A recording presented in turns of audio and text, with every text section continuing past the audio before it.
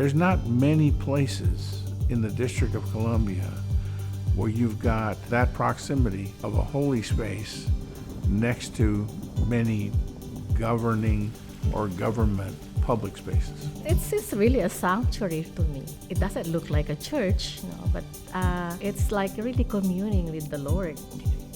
Nous avons senti que ce bâtiment est de très grande importance dans la vie sociale, dans la paix au Congo.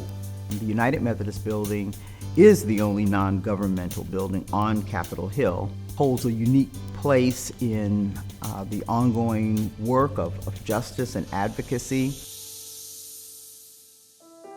Over the last 100 years, the building has been a central place to birth visions for a more just future, to develop social justice messages and bear witness to the church for new social reforms, and to advocate broader concerns for communities supported by religious principles founded on the gospel of Jesus Christ across a hurting, hungry, and hopeful world.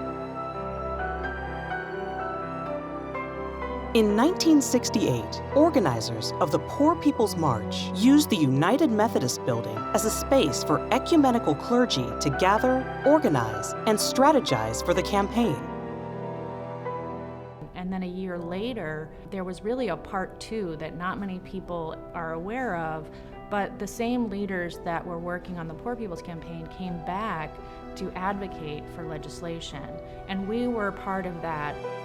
On October 19, 1983, Coretta Scott King held a gathering in the Simpson Memorial Chapel the day MLK's birthday became a national holiday, and spoke of her wishes that the holiday would be a meaningful memorial to nonviolence.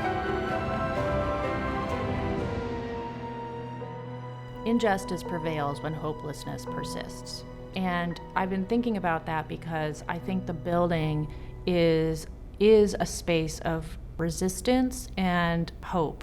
And I think one of the things that I feel when I come into that building is just a great sense of hope, because people before me had this vision of really responding to the gospel in a way that was pushing for justice and peace.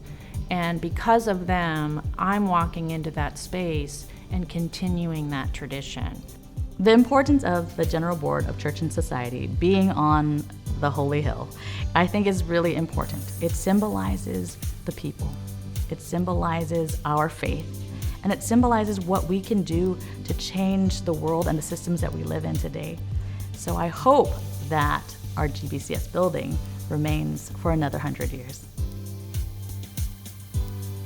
As we look to the horizon, we are encouraged by this structure of Christian witness. We celebrate the United Methodist Building as an instrument to speak truth to power, as well as a sacred space whose inspiration cannot be measured.